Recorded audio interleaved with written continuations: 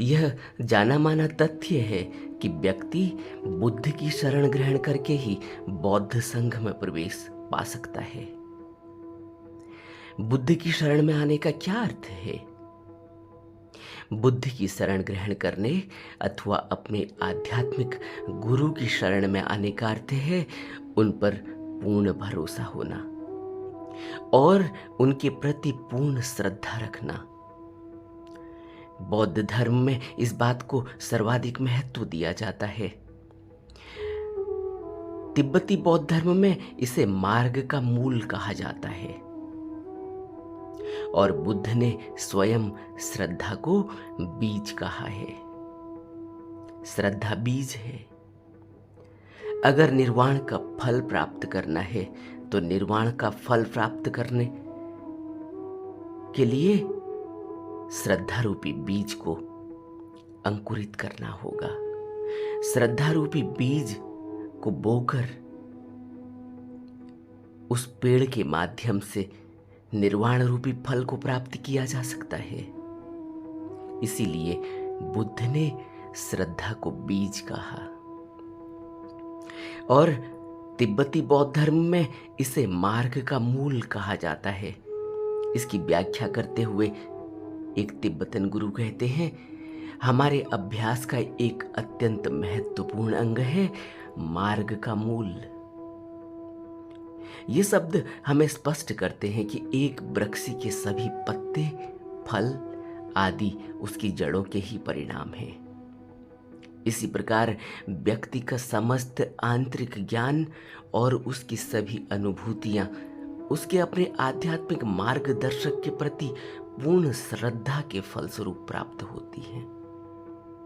यानी मार्गदर्शक के प्रति पूर्ण श्रद्धा का होना आवश्यक है। इसीलिए बुद्धम शरणम गच्छामि कहा गया कि अब मैं बुद्ध की शरण जाता हूं। बुद्ध नहीं कह रहे हैं कि मेरी शरण में आओ, लेकिन अब एक शिष्य के प्रति,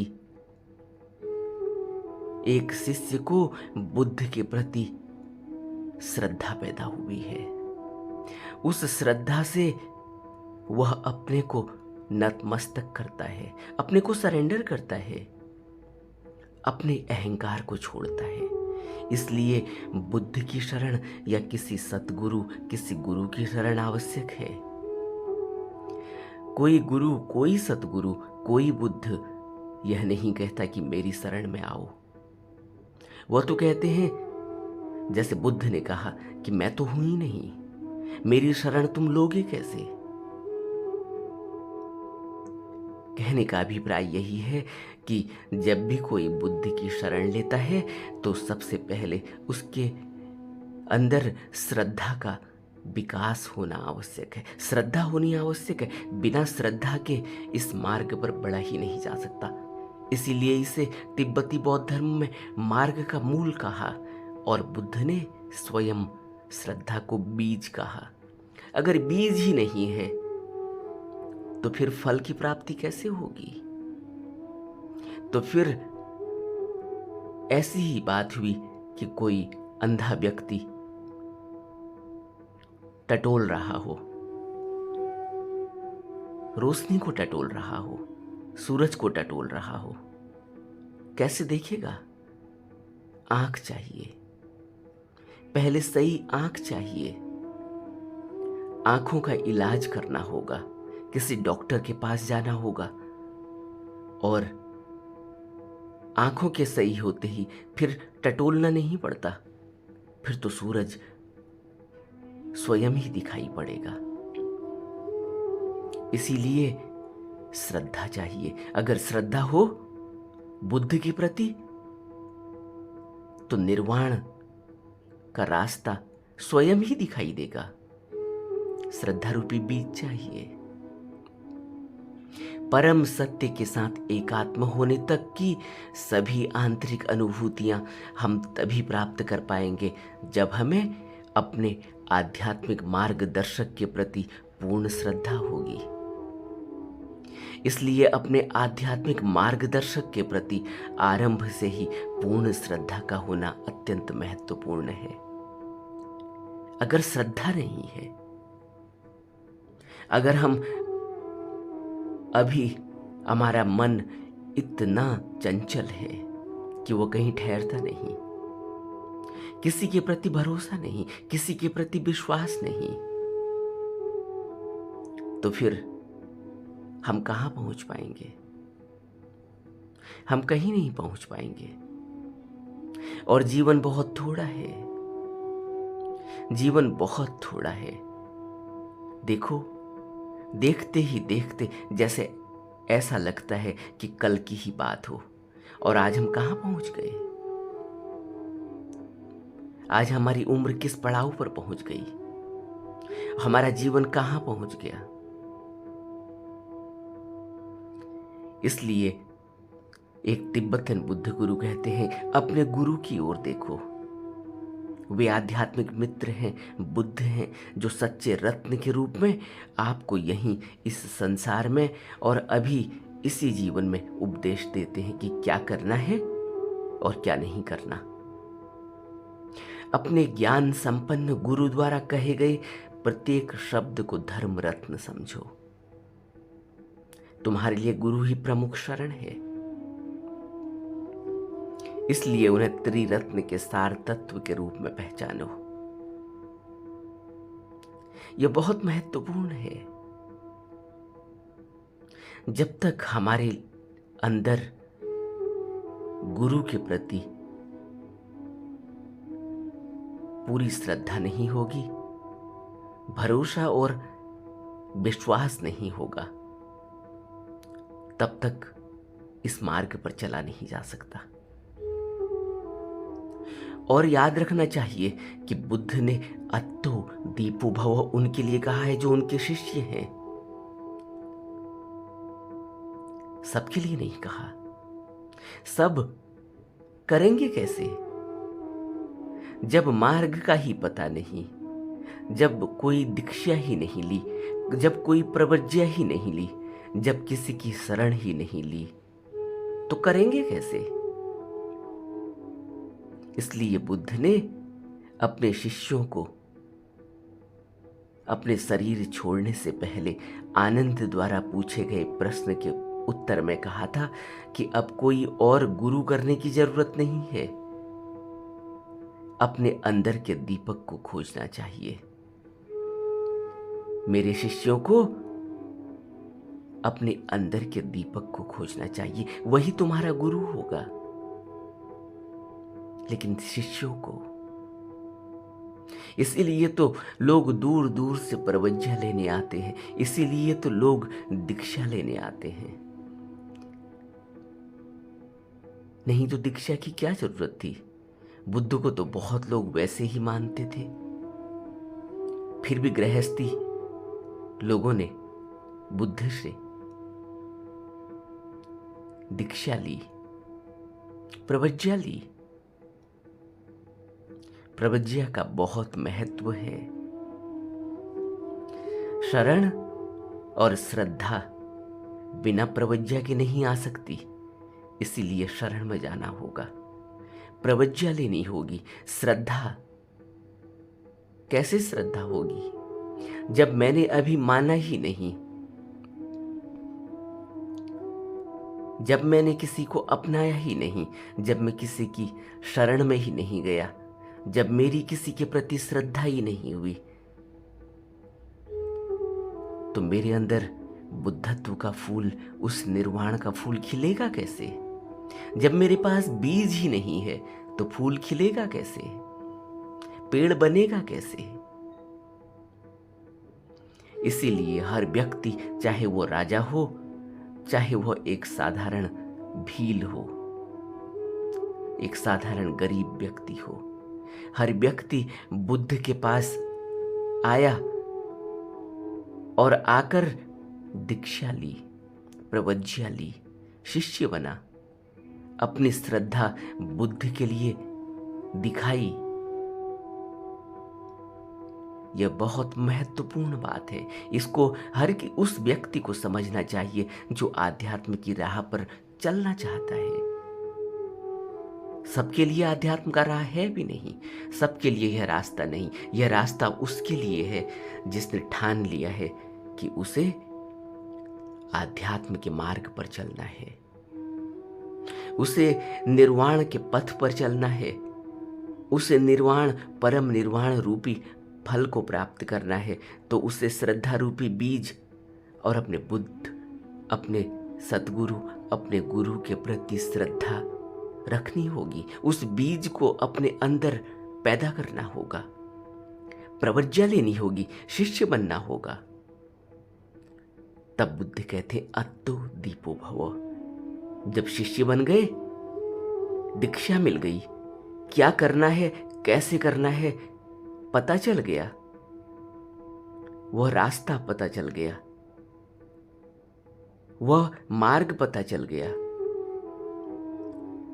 कैसे करना है वह टेक्निक पता चल गई। फिर अत्तो दीपो भवो, उस श्रद्धा से, उस बुद्ध के बताए हुए, गुरु के बताए हुए टिप्स को, टेक्निक को, मार्ग को अच्छे से फॉलो करना होता है, अच्छे से नियमों का पालन करके उस राह पर चलना होता है। ऐसे ही घर में बैठकर अत्तो दीपो भव नहीं हो सकता। अपने से अगर होने वाला होता तो फिर बुद्ध की शरण में जाने की क्या जरूरत थी। अपने से अगर होने वाला होता तो लाखों लोग बुद्ध के पीछे क्यों लगते। सोचो, बुद्ध ने तो किसी को बुलाया ही नहीं, बुद्ध ने तो स्वयं घर छोड़ दिया। बुद्ध तो एकांत और अकेले में अपने आनंद में है, बुद्धत्व की अवस्था में है, उनको किसी दूसरे की जरूरत नहीं। उन्होंने अपना दीपक खोज लिया है और उन्होंने भी घर छोड़ने के बाद सबसे पहले गुरु की खोज की और 2 गुरुओं से मिले। पहले गुरु से मिले, उनसे ज्ञान प्राप्त किया, वहां रुके, ठहरे, उनके बताई हुई विधि को अपनाया और उस विधि को अच्छे से फॉलो किया। और फिर दूसरे गुरु के पास पहुंचे, फिर दूसरे गुरु के पास रुके, उनके द्वारा बताई गई विधि को अच्छे से फॉलो किया, अच्छे से अपनाया, कड़ी मेहनत की। तब बुद्ध को कड़ी मेहनत से, तप से ज्ञान प्राप्त हुआ है। और हम बुद्ध के बताए हुए, बुद्ध के कहे हुई उस बात को कि अत्तो दीपो भवो से अपने मन को समझाकर कितनी मेहनत कर पाएंगे, और करते हैं। हमें खुद विचार करना चाहिए। अगर इतनी श्रद्धा और विश्वास गुरु पर है, गुरु की धर्म काय पर है, क्योंकि गुरु की निर्माण काय को तो खोजना होगा। और गुरु ने तो कहा, बुद्ध ने तो कहा है कि बुद्ध हमेशा मौजूद रहते हैं। अगर निर्माण काय पर भरोसा नहीं आज के युग में, तो फिर धर्म काय पर भरोसा करना होगा। लेकिन धर्म काय पर भरोसा होगा कैसे, क्योंकि धर्म काय तो इन आंखों से दिखाई नहीं देती। अत्तो दीपो भव तो ठीक है, लेकिन धर्म काय पर भरोसा करोगे कैसे, क्योंकि धर्म काय तो पत्ते पत्ते, तिनके तिनके, कण कण में मौजूद है। क्योंकि धर्म से ही यह जगत जीवंत है। धर्म के बिना यहां कुछ भी जीवंत नहीं, धर्म ही सबके अंदर है। लेकिन उस धर्म को, उस धर्म के प्रति श्रद्धा आएगी कैसे? क्या हम मान पाएंगे? अगर हम यह मान ही पाते कि सब धर्मकाई से ही पैदा हुए हैं और यहां अभी भी जो दिखाई दे रहा है सब कुछ धर्मकाई का ही रूप है, तो फिर इतनी नफरत, इतनी ईर्ष्या, इतना द्वेष, इतना क्रोध क्यों होता? अपने मन से पूछो, अपने अंदर झांको, तब पता चलेगा कि बुद्ध के कहने का अभिप्राय क्या है। और बुद्ध ने शिष्यों को कहा है, इस बात को बहुत गहरे में अपने अंदर बैठा के रखना चाहिए कि बुद्ध ने अपने शिष्यों को कहा कि अत्तो दीपो भव, तुम्हें अपना दीपक खोजना चाहिए, तुम्हें अब किसी और गुरु की तलाश नहीं करनी, अपने शिष्यों को कहा है। जो शिष्य ही नहीं बना उसे तो तलाश करनी होगी ना। लेकिन जो शिष्य है अब उसे तलाश नहीं करनी होगी, क्योंकि वह फिर एक निर्माणकाई को खोजेगा, फिर उसके पीछे लगेगा, फिर वह निर्माणकाई भी शरीर छोड़ के चला जाएगा। फिर क्या किसी और को खोजेगा? बुद्ध के इस रहस्य को समझो कि बुद्ध ने क्यों कहा। बुद्ध ने इसलिए कहा है, तुम कितनी निर्माण काया खोजोगे? तुम्हें तो विधि मिल गई है, तुम तो शिष्य बन गए हो। तुम तो अब उस धर्मकाय से जुड़ो, अपने अंदर के दीपक से जुड़ो। अत्तो दीपो भव, क्योंकि तुम शिष्य हो निर्माणकाय के, बुद्ध के। बुद्ध शरीर छोड़ रहे हैं, लेकिन बुद्ध ने जिस शिष्य को अपना लिया उसको धर्मकाय का अनुभव है, उसे अपने दीपक का अनुभव है, उसे विधि मिली हुई है। उसे उस विधि के द्वारा खोज करनी चाहिए अपने अंदर। अब उसे किसी और गुरु को खोजने की जरूरत नहीं। लेकिन यह सबके लिए नहीं कहा है, शिष्यों को कहा है।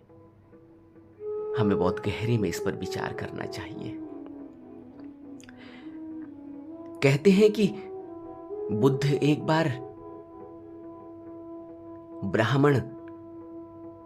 ब्राह्मणों के ग्राम में विहार कर रहे थे, और उस समय ब्राह्मण कसी भारद्वाज के 500 हल जुताई में लगे हुए थे। कसी भारद्वाज एक बहुत बड़ा भूमिहार है, उसके पास बहुत जमीन है, और 500 हल उस समय जुताई कर रहे थे खेतों में। और प्रातःकाल का समय है, भगवान भिक्षाटन को निकले हुए हैं, और ब्राह्मण कसी भारद्वाज का कार्य जहां चल रहा है वहां पहुंचे। कसी भारद्वाज के यहां भोजन का वितरण प्रारंभ हुआ, और भगवान भी भिक्षा के लिए अलग दूर जहां भोजन वितरित हो रहा था वहां उनसे अलग थोड़ा दूर जाकर खड़े हो गए।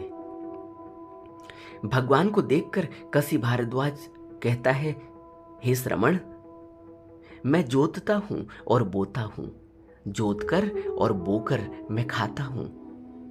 हे श्रमण, तुम भी जोतकर और बोकर खाओ।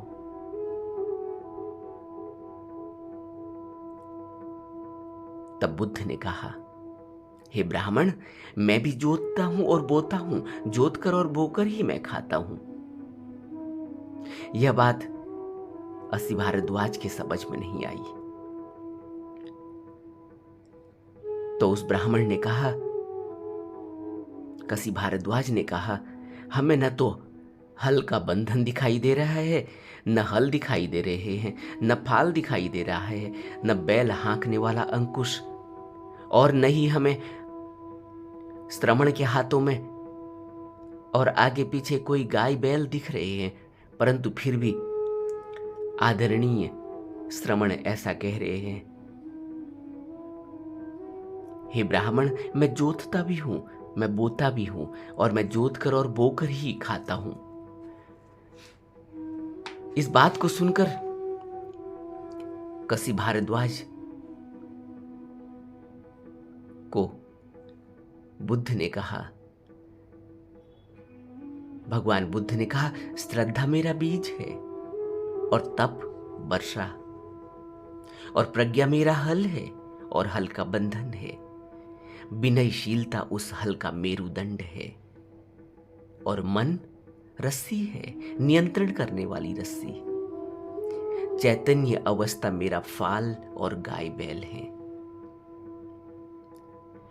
भगवान बुद्ध के यह वचन एक बार और दोहराने चाहिए। बुद्ध कहते हैं, श्रद्धा मेरा बीज है, तप वर्षा है, और प्रज्ञा मेरा हल और हल का बंधन है। विनयशीलता उस हल का मेरुदंड है। मन रस्सी है, चैतन्य अवस्था मेरा फाल और गाय बैल है। मैं काया से संयत हूं, मैं वचन से संयत हूं, मैं भोजन के प्रति संयत हूं, मैं सत्य बोलकर ही दुखों से मुक्ति पाता हूं।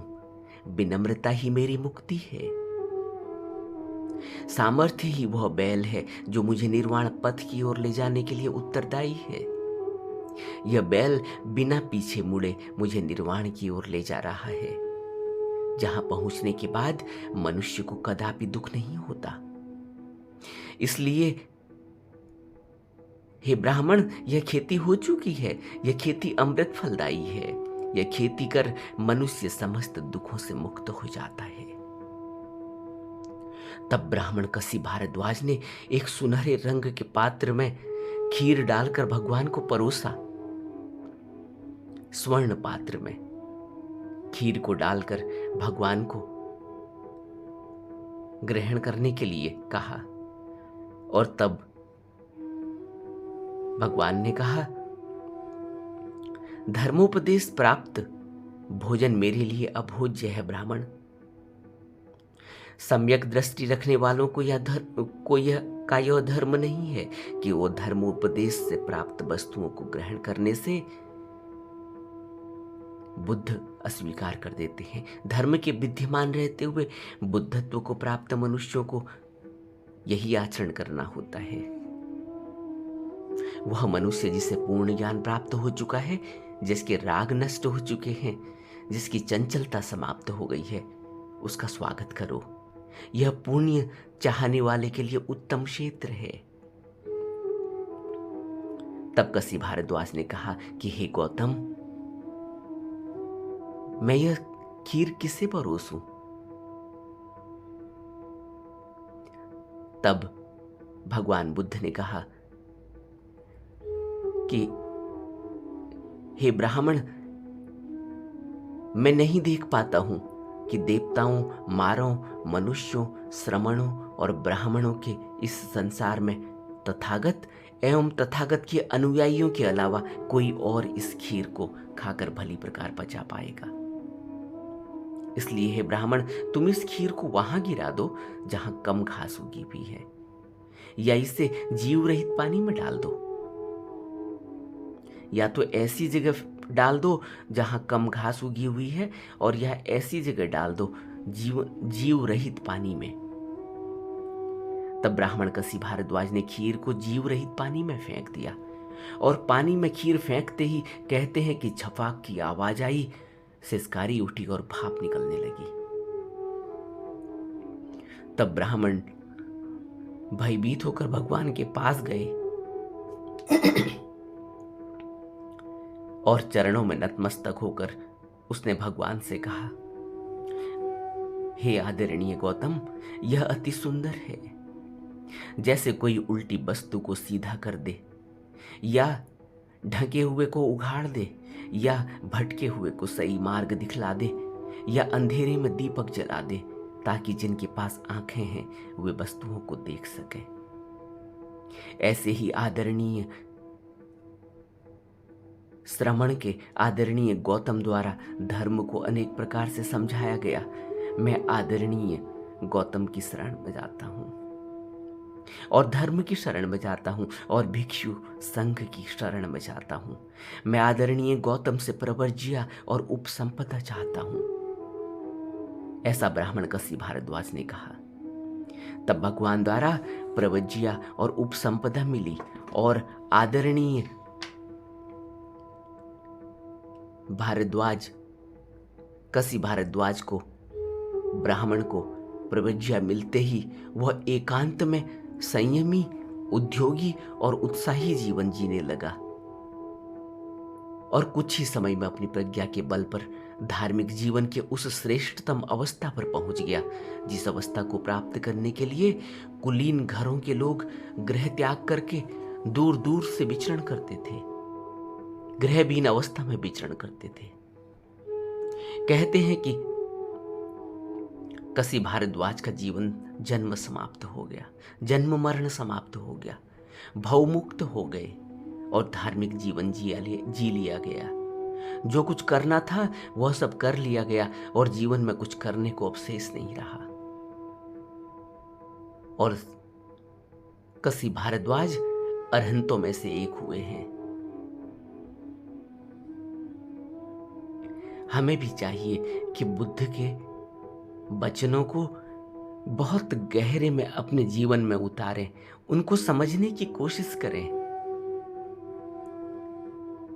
थोड़ा सा गहरे में एकांत में बैठकर विचार करें। एकांत बहुत जरूरी है। बगैर एकांत में अभ्यास किए हुए हम बुद्ध के वचनों को अपने जीवन में आत्मसात नहीं कर पाएंगे। यह एक एक शब्द, एक एक वचन बहुत गूढ़ रहस्य लिए हुए है। इसके लिए बहुत एकांत चाहिए। मन का बहुत शांत होना आवश्यक है और एक अच्छा अभ्यास चाहिए, एक अभ्यासी मन चाहिए। तब हम बुद्ध के वचनों को गहरे में समझ पाएंगे और अपने जीवन को निर्वाण के मार्ग पर लगा पाएंगे। यही मनुष्य जीवन का प्रमुख उद्देश्य है।